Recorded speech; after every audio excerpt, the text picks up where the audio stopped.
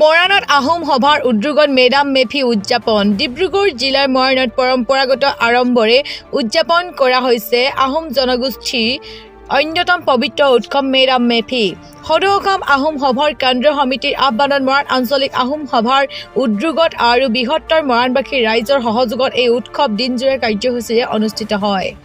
মৰাণস্থিত সদৌ অসম আহোম সভাৰ আহোম গৱেষণা আৰু সাংস্কৃতিক প্ৰকল্পস্থলীত অনুষ্ঠিত এই অনুষ্ঠানটোত প্ৰথম বাৰ্ষিক মেডাম মেফি উদযাপন কৰা হয়।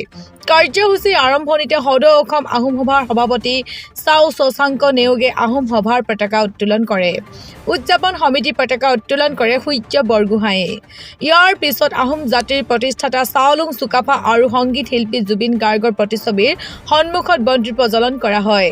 তাৰ পাছতে পৰম্পৰা অনুসৰি টাই পণ্ডিতসকলে মেডাম মেফিৰ পবিত্ৰ অনুষ্ঠান সম্পন্ন কৰে।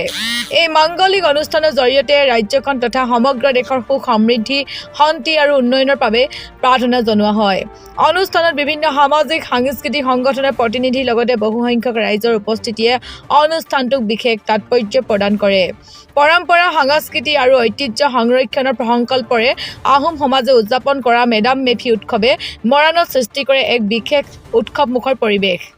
আহোম সভাৰ উদ্যোগত এয়া মৰাণ মেৰিখোলাত এটা নতুন অনুষ্ঠান হৈছে মেডাম মেফি আমি আয়োজন কৰিছোঁ। আহোম সভাৰ আহোম গৱেষণা আৰু সাংস্কৃতিক প্ৰকল্পস্থলীত এই অনুষ্ঠানটি হৈছে আৰু এটা নতুন বীজ ৰোপণ কৰা হৈছে।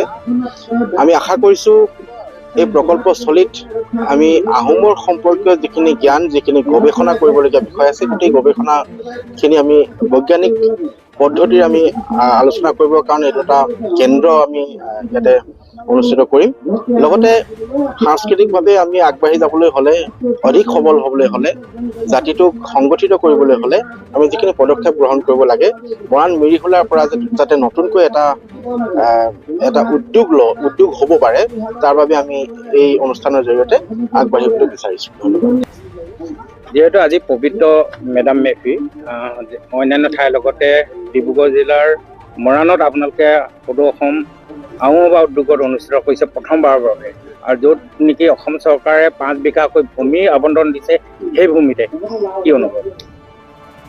এইটোতো গভীৰ অনুভৱ কৰিছোঁ যে আমাৰ কাৰ্যকালতে আমি চৰকাৰক আবেদন কৰিছিলোঁ আৰু চৰকাৰক আবেদন কৰি আমি 5 বিঘা ভূমি আবণ্টন মৰাণৰ এই মেৰিখোলা অঞ্চল পাইছোঁ।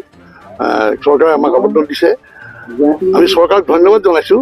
কিন্তু আমি চৰকাৰৰ ওচৰত আৰু অনুৰোধ আছে, যিহেতু এই মাটিডোখৰৰ এটা নিৰ্ধাৰিত মূল্য কৰিছে যে 5 বিঘা মাটিত আমাৰ 45 লাখ টকা বিচাৰিছে।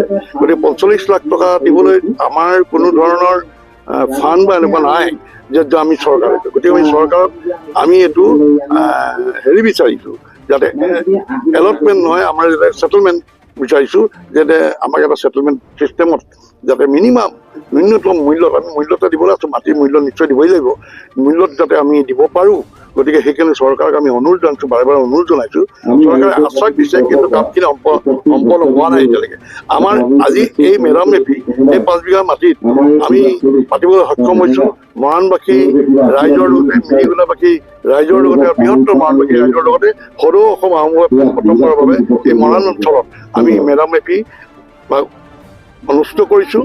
যাতে আমাৰ পূৰ্বপুৰুষসকলৰ যাতে আশীৰ্বাদ বিচাৰিছোঁ, যাতে আমাক সকলোকে সুন্দৰভাৱে সুস্বাস্থ্যৰে যাতে আমাক জীয়াই ৰাখে আৰু আমি যাতে অনাগত দিনবিলাকত আমি সকলো ধৰণৰ কাম কাজ যাতে কৰিব পাৰোঁ।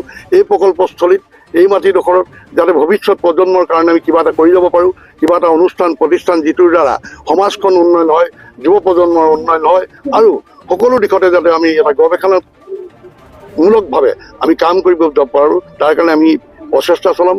আমাৰ প্ৰকল্পত সকলো ধৰণৰ ভাষা সংস্কৃতি কলা কৃষ্টি ধৰ্মীয় সংস্কৃতি আমাৰ সকলো সোমাব আৰু সকলো ৰাইজে ইয়াত নিশ্চয় আমাৰ অনুভৱ সম্পূৰ্ণভাৱে পূৰ্ণাংগভাৱে তেওঁলোকে জড়িত হ'ব। ইয়াত আজি আহি উপস্থিত হৈ দেখা পাইছোঁ যে ৰাইজৰ যিটো সঁহাৰি আৰু ৰাইজৰ যিটো আশ্বাস যাতে আমাক প্ৰত্যেকটো ক্ষেত্ৰত সহায় সহযোগ কৰিম বুলি তেওঁলোকে আমাক আগবঢ়াইছে। গতিকে আমি এই প্ৰকল্পস্থলীত এটা সুন্দৰ প্ৰকল্প গঠন কৰিম বুলি আমাৰ দৃঢ় বিশ্বাস, আৰু আপোনাসকলেও যাতে আমাৰ সাংবাদিক বন্ধুসকলেও মিডিয়াসকলেও যাতে এইখিনি আমাৰ এটা বহুলভাৱে প্ৰচাৰ কৰি যাতে আমাৰ সমাজখনক আৰু বিভিন্ন অঞ্চলত অসমৰ বিভিন্ন অঞ্চলত আহোম সভাৰ লগতে সমাজবিলাক উন্নয়নৰ কাৰণে যিখিনি প্ৰকল্প বা প্ৰজেক্ট গৱেষণামূলকে হওক আগুৱাই নিয়াৰ ক্ষেত্ৰত যিখিনি সঁহাৰি যোগাব সেইখিনি আপোনালোকে প্ৰচাৰ কৰিব বুলি আমাৰ দৃঢ় বিশ্বাস। Thank you. বাকী অসম আহোম সভা আৰু মৰাণ আঞ্চলিক সমিতি আৰু সমগ্ৰ মৰাণবাসী ৰাইজৰ সহযোগত আজি প্ৰথমবাৰ্ষিক আহোম সভাৰ গৱেষণা আৰু প্ৰকল্পস্থলীত আমি উদযাপন কৰিবলৈ লৈছোঁ। আৰু ইতিমধ্যে পতাকাৰ পৰা পৰিচয়িত আমাৰ মেইন মেধাৱী পুৰোহিতসকলে আৰম্ভ কৰিছে। আৰু ইয়াত লালুংখাম নৃত্যকে প্ৰমুখ্য কৰি টাই সংস্কৃতিক লগতে অন্যান্য সাংস্কৃতিক অনুষ্ঠানো আছে। আৰু বিশিষ্ট ব্যক্তিসকলকো আমি আমন্ত্ৰণ জনাইছোঁ যে টাইসকলৰ ভাষা সংস্কৃতিৰ লগতে আমাৰ মেদামফিৰ যি তাৎপৰ্য সেই তাৎপৰ্যৰ বিষয়ে আমি ইয়াত আলোচনা হ'ব। আৰু লগতে আমি এই আহোম ভাষা গৱেষণা আৰু প্ৰকল্পস্থলীত আমি এইকাৰণে প্ৰথমবাৰ পাতিছোঁ যাতে এই আমাৰ উপৰিসকলৰ দামসকলৰ পৰা আমি আশীষ বিচাৰিছোঁ যাতে এই প্ৰকল্পস্থলীত আমি যি সপোন লৈ আগবাঢ়িছোঁ সেই প্ৰকল্পস্থলীত যাতে আমি আমাৰ সপোনবোৰ বাস্তৱত ৰূপায়িত কৰাৰ ক্ষেত্ৰত আমাৰ উপৰিপুৰুষ দামসকলে যাতে আমাক আশীষ প্ৰদান কৰে আৰু আমাৰ সপোন যাতে তেওঁলোকে সফলতা ৰূপায়ণ কৰে। এইখিনি আজি আমি উদ্দেশ্য লৈ আজি আমি ইয়াত প্ৰথম আমাৰ পবিত্ৰ মেদামফি অনুষ্ঠান অনুষ্ঠিত কৰিবলৈ লৈছোঁ।